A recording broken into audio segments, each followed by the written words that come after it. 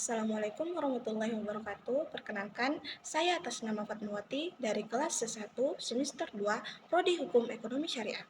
Tujuan saya membuat video ini untuk memenuhi ujian akhir semester mata kuliah Sejarah Hukum Islam yang diampu oleh Bapak Iqbal Esum Emhum. Baik, langsung saja kita masuk dalam pertanyaan pertama, yaitu jelaskan cara mazhab Imam Hanafi dan mazhab Maliki dalam memutuskan sebuah hukum. Mazhab Imam Hanafi dan Imam Maliki memiliki cara yang berbeda dalam memutuskan hukum Islam. Mazhab Imam Hanafi memutuskan hukum dengan mendasarkan pada ayat-ayat Al-Quran dan hadis Nabi Muhammad SAW. Ia juga menggunakan ra'yu, yaitu kebijaksanaan dan pengalaman dalam memutuskan hukum. Imam Hanafi juga menggunakan kias dan ihtisan untuk menetapkan hukum dalam kasus-kasus yang tidak ada dalil langsung dalam Al-Quran dan hadis. Juga penggunaan ijma yang dikutip oleh pendapat sahabat dan ulama lain untuk menetapkan hukum, tetapi tidak terikat. Sedangkan mazhab Imam Malik, ia juga memutuskan hukum dengan mendasarkan pada ayat-ayat Al-Quran dan hadis Nabi Muhammad SAW.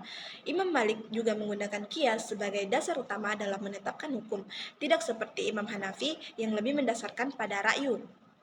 Imam Malik juga mengutip pendapat sahabat dan ulama lain, tidak terikat.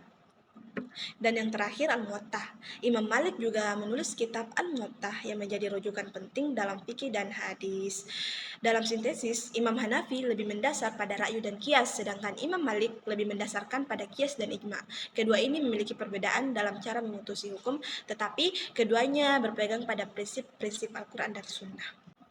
Pertanyaan kedua yaitu jelaskan perbedaan Ahlul Ra'yi dan Ahlul Hadis terhadap pandangan tentang hukum Islam.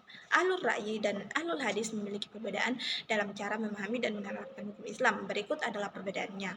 Ahlul Ra'yi, pertama, penggunaan logika. Ahlul Ra'yi lebih menekankan pada penggunaan logika dan akal dalam menetapkan hukum Islam. Mereka menggunakan ra'yi, kebijaksanaan, untuk memutuskan hukum jika tidak ada dalil langsung dalam Al-Quran dan hadis. Yang kedua, penerimaan hadis. Meskipun mereka menolak hadis ahad, mereka masih menggunakan hadis mutawatir dan hadis masyhur sebagai sumber hukum. Yang ketiga, penggunaan ijma. Ahlul Ra'yi mengutip pendapat sahabat dan ulama, tetapi tidak mengikat. Sedangkan ahlul hadis itu lebih menekankan pada penggunaan hadis sebagai sumber hukum, termasuk hadis ahad. Mereka berpendapat bahwa hadis ahad dapat dijadikan dalil hukum jika memiliki kualitas yang baik. Juga penggunaan kias. Ahlul hadis menggunakan kias analogi untuk menetapkan hukum dalam kasus-kasus yang tidak ada dalil langsung dalam Al-Quran dan hadis. Juga mereka menggunakan ijma yang sama dengan ahlul ra'yi. Dalam sintesis, Ahlul Ra'yi lebih menekankan pada logika dan akal, sedangkan Ahlul Hadis lebih menekankan pada penggunaan hadis. Kedua mazhab ini memiliki perbedaan dalam cara memahami dan menerapkan hukum Islam. Tiga, yaitu jelaskan kondisi syariah Islam pada masa Hindia Belanda. Pada masa Hindia Belanda, syariah Islam dipraktikkan secara luas di Indonesia. Berikut adalah beberapa kondisi penerapan syariah Islam pada masa berikut. Pertama, pengakuan hukum Islam. Pemerintah Hindia Belanda secara tegas mengakui hukum Islam sebagai hukum yang berlaku bagi orang Indonesia yang beragama Islam. Hal ini tertuang dalam peraturan perundang-undangan tertulis pada 1854 dan 1855. Kedua, penggunaan hukum Islam dalam peradilan. Hukum Islam digunakan dalam peradilan agama seperti dalam perkawinan dan pewarisan. Hakim agama Islam memutuskan masalah-masalah hukum Islam dan keputusan tersebut diakui pemerintahan Belanda. Yang ketiga, kebijakan pemerintahan. Pemerintah Belanda membiarkan lembaga-lembaga hukum yang ada dalam masyarakat berjalan sebagaimana mestinya, tetapi mengawasi setiap gerak-gerik para ulama dengan alasan ketertiban dan keamanan. Yang keempat, recepti in kompleks.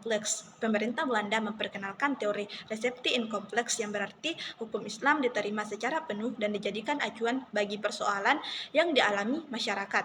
Hal ini berarti bahwa hukum Islam tetap berjalan meskipun dalam beberapa kasus hukum adat juga digunakan, yaitu kebijakan Kristen. Pemerintahan Belanda juga berusaha menghilangkan pengaruh hukum Islam dengan jalan kristenisasi. Mereka berharap dengan orang yang masuk agama Islam, Kristen akan menjadi warga negara yang loyal dan patuh kepada pemerintahan kolonial Belanda. Yang keempat, jelaskan apa yang dimaksud Islam Nusantara. Islam Nusantara adalah istilah yang digunakan untuk menggambarkan Islam yang berkembang di Indonesia, yang berbeda dengan Islam yang dianut di negara lain.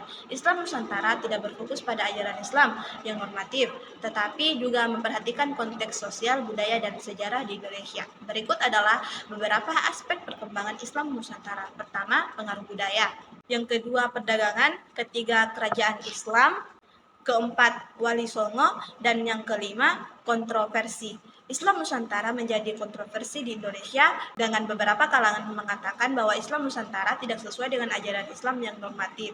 Kiai Said dalam pidatonya menjelaskan bahwa Islam Nusantara tidak menyalahi Al-Quran dan hadis, tetapi hanya penyatuan antara budaya yang tidak menyimpang dari syariat Islam.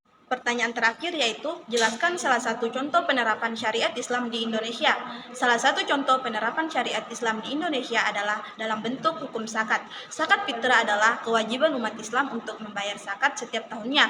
Zakat fitrah diberikan kepada orang-orang yang memenuhi syarat, seperti orang miskin, orang yang sedang dalam kesulitan, dan orang-orang yang berjuang dalam jihad. Zakat fitrah diterapkan di Indonesia melalui berbagai cara, seperti dengan membayar zakat fitrah kepada pemerintah atau organisasi-organisasi yang bergerak di bidang sosial. Contoh lainnya adalah dalam bentuk hukum pernikahan, seperti syariat Islam yang mewajibkan pernikahan antara laki-laki dan perempuan yang memenuhi syarat agama dan hukum. Baik, itu saja jawaban yang bisa saya sampaikan dalam video ini. Jika ada salah, mohon dimaafkan. Wassalamualaikum warahmatullahi wabarakatuh.